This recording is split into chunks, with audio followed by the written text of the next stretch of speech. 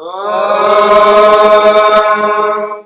भूर्भुवः स्वः तत्सवितुर्वरेण्यं भर्गो देवस्य धीमहि धियो यो नः प्रचोदयात्।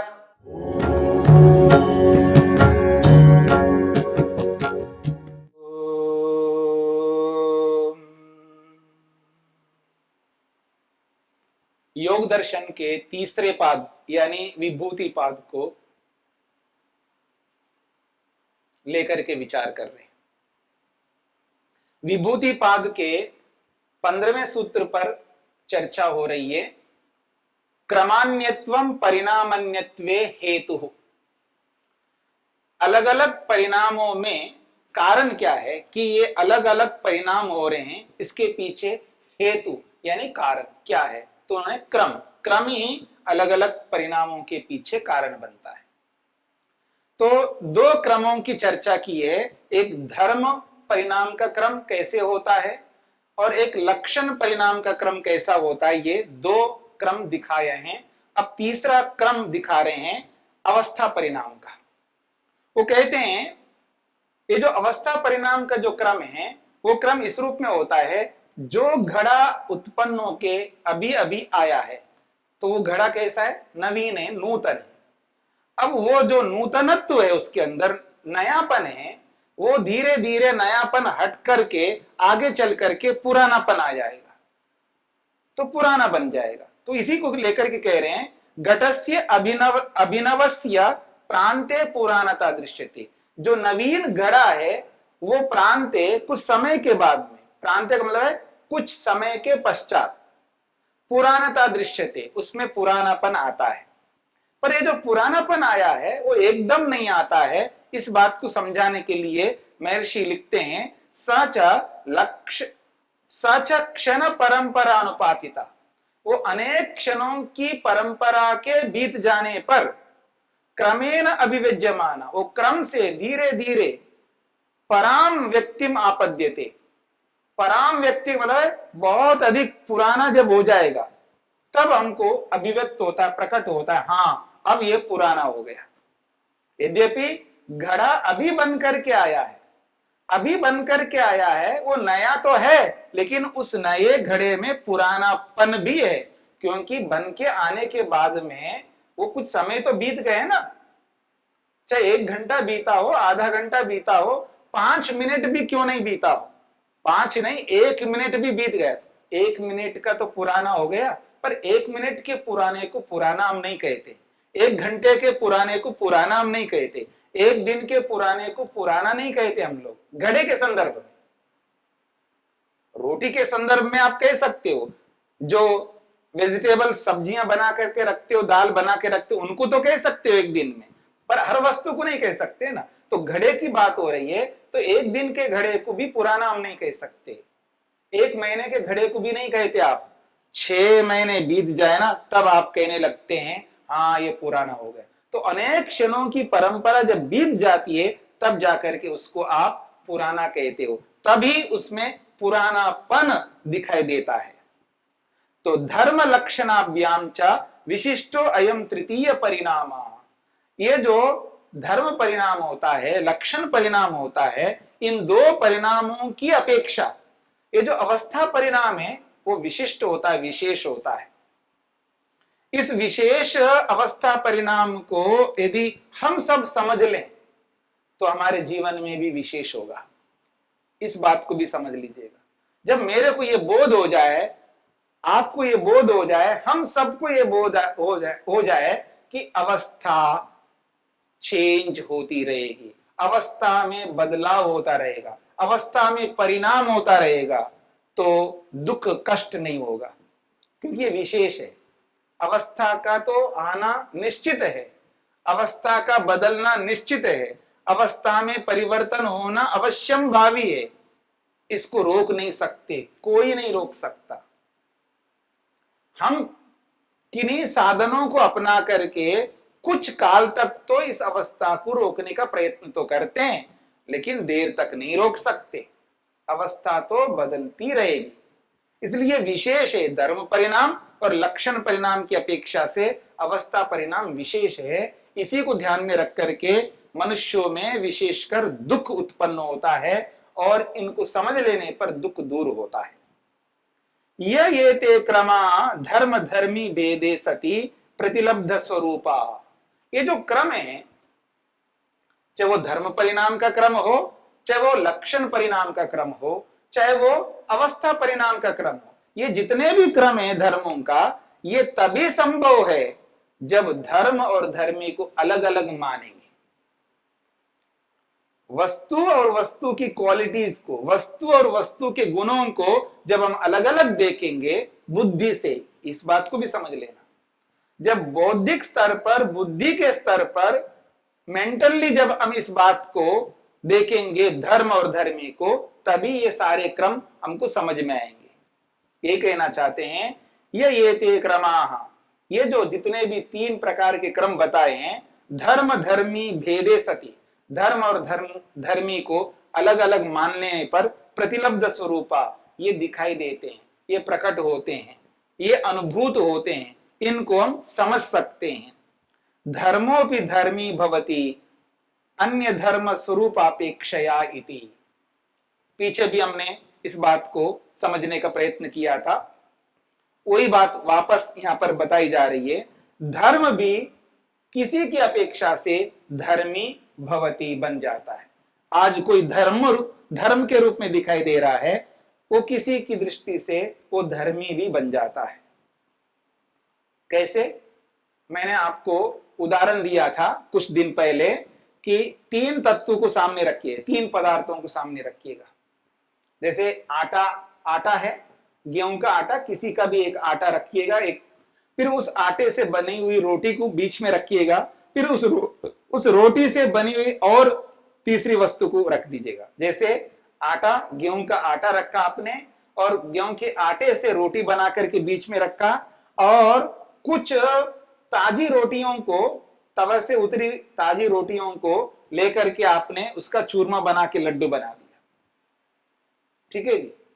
तो आटा जो है ये धर्मी बन जाएगा क्योंकि कारण है, और रोटी जो है वो धर्म बन जाए क्योंकि कार्य है।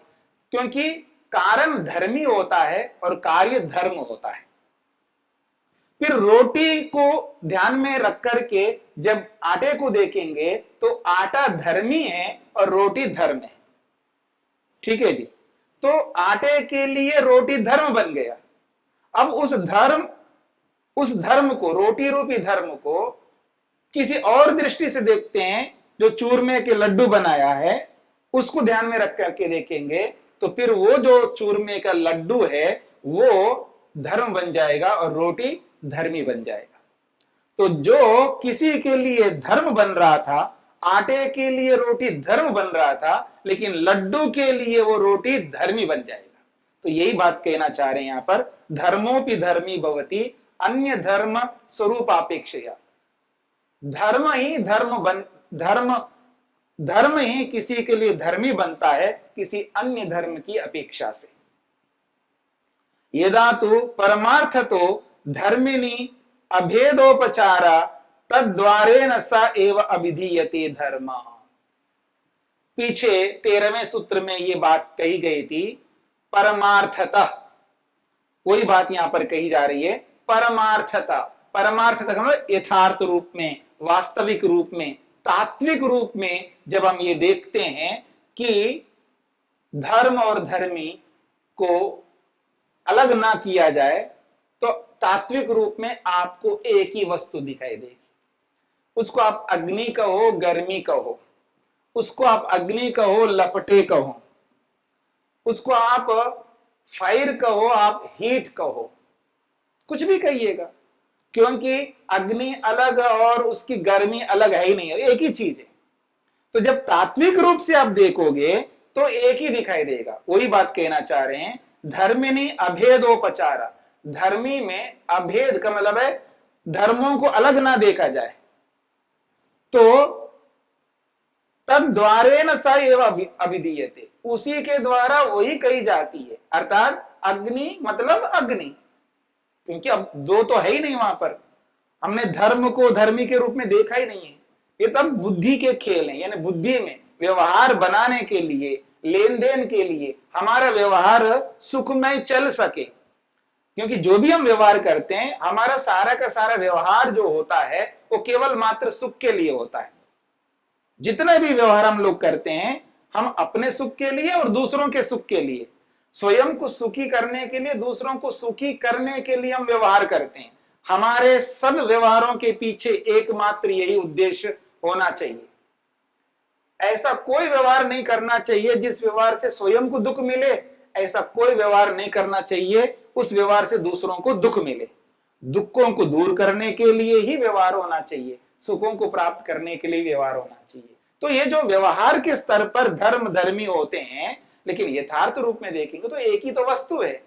तो यही कहना चाह रहे हैं यहां पर, धर्मिणी अभेदोपचारा, धर्मी यानी वस्तु में भेद करके ना देखा जाए, उस एक वस्तु को एक वस्तु के रूप में देखा जाए, तब स एव तद्वारेण अभिधीयते, और वो वस्तु ही उसी वस्तु के द्वारा, जिसको आप धर्म के रूप में देख रहे हो, वो धर्मी ही धर्मी के रूप में बोला जा रहा है, ऐसा कह सकते हैं। यानी वस्तु ही उसी वस्तु के रूप में बताया जा रहा है, ऐसा आपको समझ में आएगा। तदा अयम एकत्वेन एव क्रम प्रत्यवभासते, तब तो एक ही क्रम रहेगा। तब धर्म परिणाम, लक्षण परिणाम, अवस्था परिणाम ये नहीं रहेगा, बस वहां एक ही क्रम रहेगा। अच्छा, ये आटा था, अब ये आटा ही रोटी बन गई है। ये रोटी क्या है? ये रोटी आटा है, लेकिन रोटी के रूप में आटा है। मेरी बात समझ रहे ना? तो फिर एक ही हो गया। अब इसमें धर्म परिणाम, लक्षण परिणाम, अवस्था परिणाम कुछ नहीं देखना। तो आटा ही रोटी के रूप में बोला जा रहा है, रोटी ही आटे के रूप में बोला जा रहा है। मेरी बात समझ रहे ना? तो फिर एक ही क्रम रहेगा। यही कहना चाह रहे हैं कि तदा अयम एकत्वेनेव क्रम प्रत्यवभासते, उस स्थिति में एक ही क्रम रहेगा, दो तीन क्रम, क्योंकि अभी तो तीन क्रम बताए थे, धर्म परिणाम का अलग क्रम, लक्षण परिणाम का अलग क्रम और अवस्था परिणाम का अलग क्रम। अब अलग अलग क्रम नहीं होंगे, एक ही क्रम रहेगा। तो ये बात पूरी हो गई जी, क्रमों की और धर्मों की। ये सब बता करके मूल बात पर आ रहे हैं। अब इन सब बातों को कह करके धर्म परिणाम, लक्षण परिणाम, अवस्था परिणाम, धर्म अलग, धर्मी अलग, फिर इनके क्रम कैसे होते हैं, ये सारी बातें बता करके मूलभूत विषय पर आ रहे हैं। तो योग में मूलभूत विषय क्या है जी? मूलभूत विषय समाधि, और उस समाधि को लगाने वाला या लगवाने वाला मन है। मन के माध्यम से ही समाधि लगती है। अब उस मन पर आते हैं, वास्तविक स्थिति पर आ रहे हैं कि इन उदाहरणों के माध्यम से हमको पहुंचना वहीं पर है, मन पर। मन को पकड़ना है और उस मन को पकड़ करके ईश्वर में लगाना है, ईश्वर का साक्षात्कार करना है, आत्मा में लगाना है, आत्मा का साक्षात्कार करना है। उस मन को पकड़ करके उन वस्तुओं में मन को लगाना है जिन जिन वस्तुओं को हमें देखना है, प्रत्यक्ष करना है, जो दिखाई नहीं देती है। तो कहना चाह रहे हैं, चित्तस्य द्वये धर्मा परिदृष्टाश्च अपरिदृष्टाश्च। अब धर्मों की चर्चा कर रहे, तो अब मन है तो मन के भी तो कुछ धर्म होने चाहिए। घड़े के धर्म है, मकान के धर्म है, हर चीज के अपने धर्म है। तो आखिर जिस के लिए योग है, जिसको ध्यान में रख करके योग बताया जा रहा है, उसके भी धर्म बताने होंगे ना। तो अब मन के धर्म बताए जा रहे हैं। तो देखिए, चित्तस्य द्वये धर्मा, चित्त के यानी मन के दो प्रकार के धर्म हैं और उनके नाम रखे हैं। देखिएगा, कोई भी बात हम कहते हैं तो उसका कोई ना कोई नाम रखा जाता है। बिना नाम के किसी भी वस्तु का व्यवहार नहीं होता। ये अलग बात है, बहुत सारी ऐसी वस्तुएं हैं जिनके नाम हमें नहीं पता है। इसका ये तात्पर्य, अर्थ नहीं होता है कि उनके नाम नहीं है, हम लोगों को नहीं पता है। तो ऐसे ही यहां पर ये समझना है कि मन के दो धर्म है, तब इनके दो धर्म बताए तो दो नाम रख रहे हैं। एक है परिदृष्टाश्च अपरिदृष्टाश्च, एक का नाम है परिदृष्ट धर्म और एक का नाम है अपरिदृष्ट धर्म।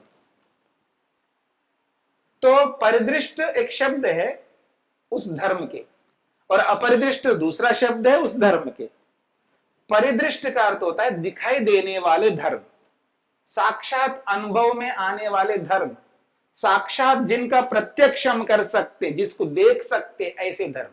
मन के कुछ ऐसे धर्म हैं जिनको साक्षात अनुभव करते, जिनको प्रत्यक्ष कर सकते हम लोग।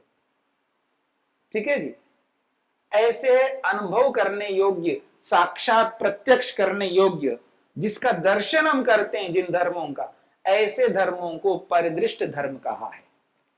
एक बात। दूसरी बात कहिए अपरिदृष्ट। अपरिदृष्ट है जिसको हम साक्षात अनुभव नहीं कर सकते। देखिए अनुभूति 3 प्रकार की होगी। ये आपने पहले पाद में इसको अच्छी तरह समझ लिया था जब प्रमाणों की चर्चा हुई। प्रमाणों के अंतर्गत ये बात आई है, जो हम अनुभव करते हैं, अनुभूति जिसकी होती है, जो महसूस करते, वो 3 प्रकार से। एक तो प्रत्यक्ष से, और एक अनुमान से, और एक आगम से, शब्द प्रमाण से। प्रत्यक्ष प्रमाण, अनुमान प्रमाण और शब्द प्रमाण, इन तीनों प्रमाणों के माध्यम से हम अलग अलग वस्तुओं को अनुभव करते हैं। किन्हीं वस्तुओं को प्रत्यक्ष से अनुभव करते हैं, किन्हीं को अनुमान से या आगम से।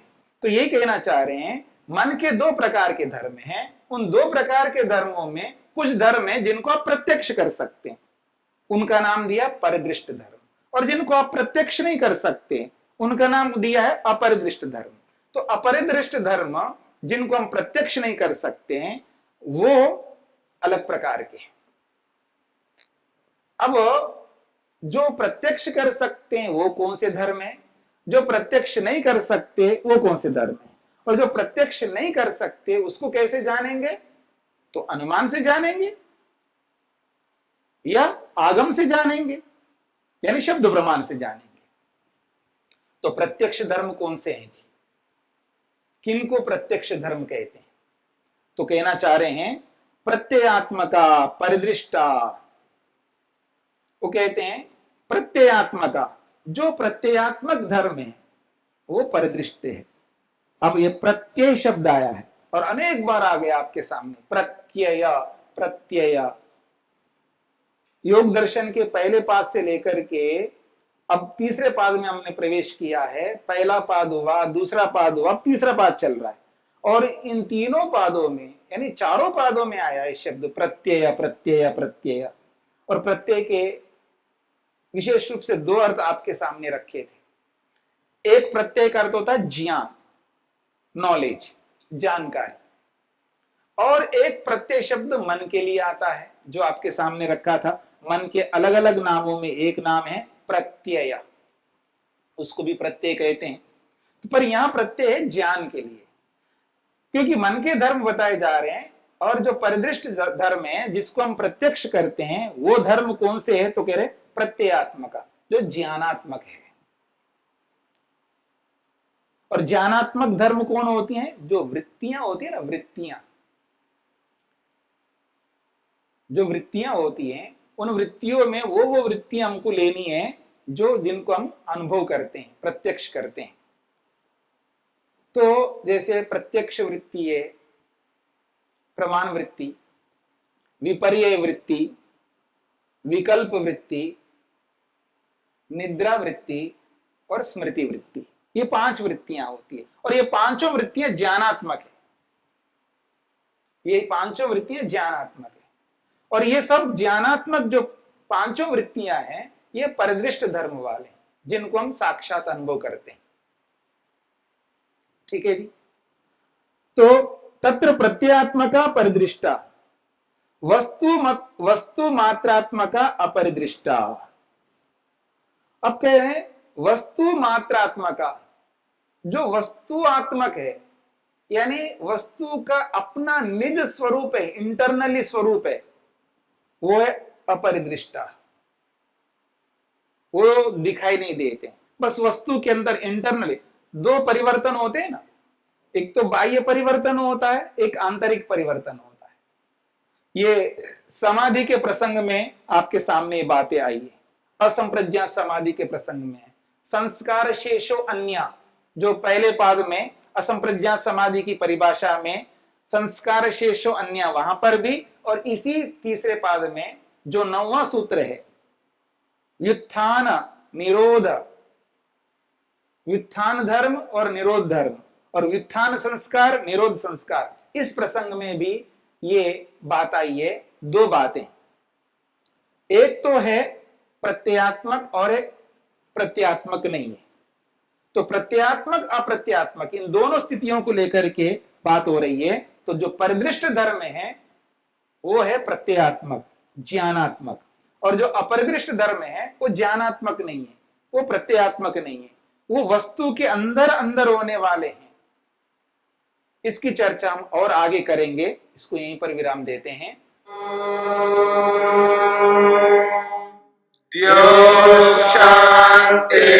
शान्तिरन्तरिक्षं शान्ति पृथिवी शान्तिरापः शान्तिरोषधयः शान्तिः वनस्पतयः शान्तिर्विश्वे देवाः शान्तिर्ब्रह्म शान्ति सर्वं शान्ति शान्तिरेव शान्ति क्षमा शान्तिरेधि ॐ शान्ति शान्ति शान्ति